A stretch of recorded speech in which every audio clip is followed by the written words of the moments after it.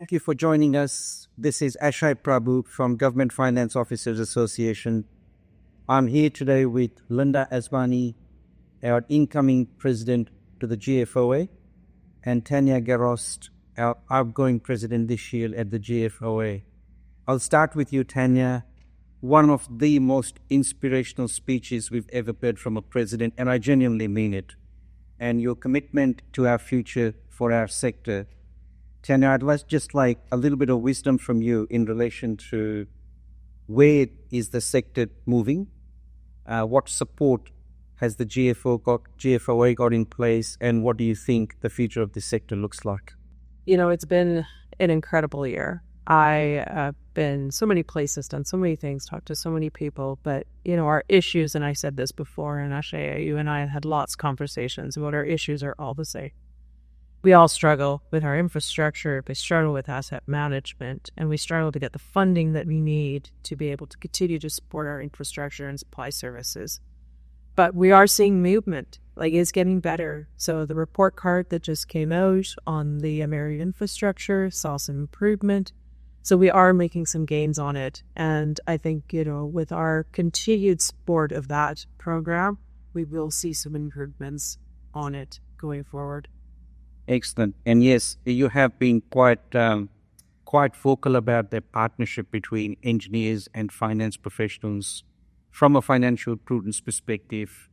Moving on to you, Linda, I know your passion is really about schools, about education.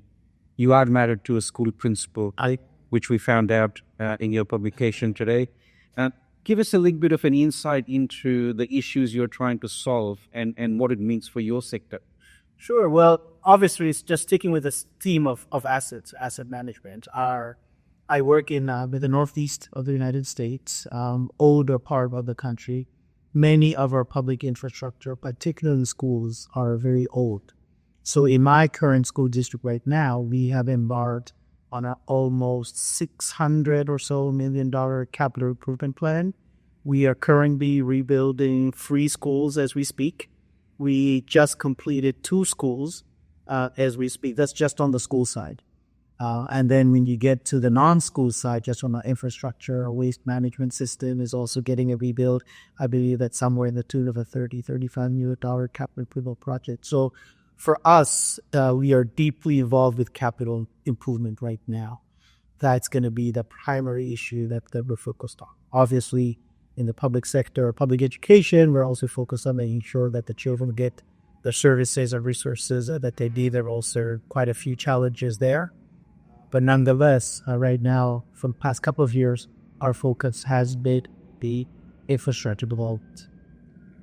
And what would be, from a school's perspective, from an education perspective, what would be a couple of things that could really shift the game in terms of either getting more funding or reaching out to go to the most needy communities, or even balancing in terms of making sure that the schools are fit for the future? Sure. So on the school side right now, we're facing kind of like 3 major challenges. The first one is special education needs. We are seeing an increased number of students that require special education assistance over and above what you would take to educate a student that does it. Whether it's physical needs, whether it's mental needs. Most of this have really become pronounced post-COVID.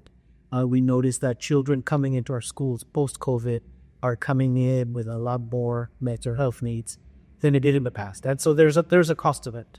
Providers of mental health services are limited, and because they're limited, their costs have gone up, right? Because of supply and demand issue. So not only are we seeing more, or prevalence is the term they use, in terms of special education, but the cost per student is also increasing. So that's number 1. Number 2, I think, is there's this movement, particularly in the United States, of it's more social, what to teach our kids. Should you teach them this? Should you not teach them this? Should these books be allowed? Should these books not be allowed in our schools? So we're actually seeing our public engagement, for example, typically you would have budget public hearings and would just be about what to spend, what not to spend on. Now we're having a conversation about what to teach, what curriculum, what books. So we're seeing a lot of these issues, and some of these are actually not local.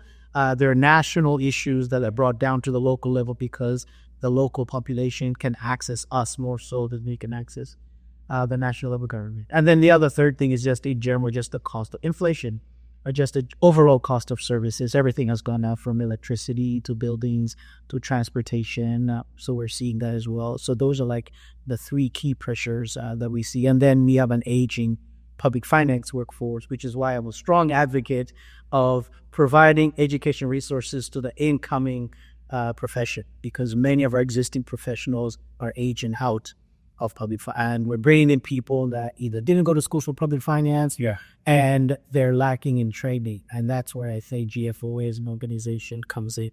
It plays a really big role. I think you've hit the nail on the head there with resourcing, capacity building, and treating asset management as provision of a service, as opposed to just the four walls and a roof that house the school. It's second home for most of the kids that attend these schools.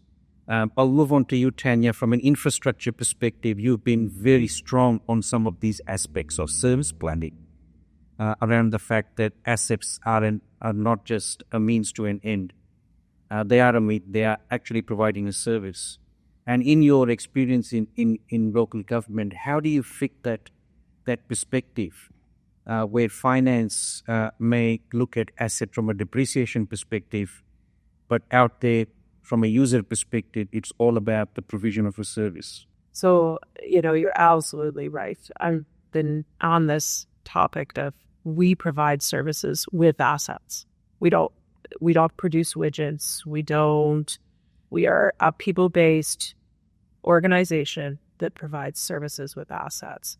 And so, I think what's really important is we see our finance people in offices, behind glass walls, working away in books, but they don't get out and they don't actually see what's in their communities and what it is that they're recording on the books. So I think it's so important, and I said this lots before, it's so important to get your finance folks out of the office, into the field, to see what's actually out there, the services that are being provided, the assets that are being used to provide the services. And that's where folks start to understand what it is that we do. It's not just a number on book. It's not just a collection of invoices that have created the cost of whatever that asset is. It's an asset by service in the community. And, I think that we are so uniquely poised right now to be able to make those connections in organizations and across associations as well, to be able to get our finance folks working together with our engineering folks to understand how all that gets put together. Fantastic. I'm going to pose one last question to you both. You get about a minute each. Okay. And the question is on behalf of someone who is just come out of school and heading into the accounting profession, into the finance profession. Some motivation for about a minute each from you for Jack, who is just about to come into the finance world. I think for me, the choices are vast when we look at the finance profession. There is so many opportunities to get into so many different streams or lines of business or whatever it is. But if I was going to say to anyone, I would ask them to seriously consider government as an option. There is such an opportunity to give back that you don't get in so many other organizations. And the view of the wide view that we get to look at all kinds of different aspects of communities and how we work and how we supply service. I would challenge anyone else in an accounting profession to find a place where you can go and visit a rec center and then go and visit a wastewater treatment plant and then sit down in an office and serve your taxpayers and do all of that one day. It is just not something you get to do in any other profession. Well said. So for me to answer your question, it's a real life case study for me. My son recently graduated with his MBA degree. He did not have public sector in his mind when he was going through school and through grad school. And he recently had the opportunity. His first job is actually with a public local government in a recreation and parks department. So the first thing he did, one of the first things, he's been assigned to a committee. And so he's been going to these public committees and listening to the discussion and the discourse that's happening. And then his community is also planning a major event. It's a 150-year anniversary. And so he's working with these community partners. And so one day he sat down with me, he was saying, I was like, God, you never told me about the joy and the fulfillment you get in working public sector, because I am meeting with citizens of the community, with people that have worked here 20 years, people that have lived here all their lives. And I'm working on this 150-year anniversary, talking to people, started school here, people who have come back here, left and came back. And so his point was the joy and the fulfillment of giving back. And just watching him grow over the past couple of months, just in that capacity. And he's almost put into words things that I have not been able to put into words when I'm encouraging our students, because it's really about service and giving back. And so I would encourage everyone to kind of look at those opportunities. We are involved. Look at your local government, talk to a council member. You have people, neighbors that work in government. Just get to learn from them. But there's so much that you can do. There's so many levels. I had, and my former HR director told me, local government is an A to Z. You work with everybody from accountants to zookeepers. Every profession is covered in local government. So whether you're in medicine, you're in engineering, you're in accounting, you're in finance, you're in healthcare, there is a role for you in local government at all levels. So I would encourage people to truly explore that, because not only do you get the satisfaction of give it back, but people really appreciate what you do. Thank you, Linda. Well, there you go, folks. If you are young, looking forward to a great public sector career, Linda and Tanya both support local government experience. Public sector is a great challenge, but it comes with so much opportunity to learn, from a finance, balancing the budget's perspective, to an asset management perspective, to healthcare. There's so many broad opportunities. But the best thing about local government is the ability and the opportunity to manage infrastructure that will continue to deliver services that the future communities will need, and doing that in the most cost-effective way. Thank you, Linda. Thank you, Tanya. Thank you for your service. For us on the committee, it's great to have leadership like yours, and we look forward to another 12 solid months at GFOA. Thank you. Thank you.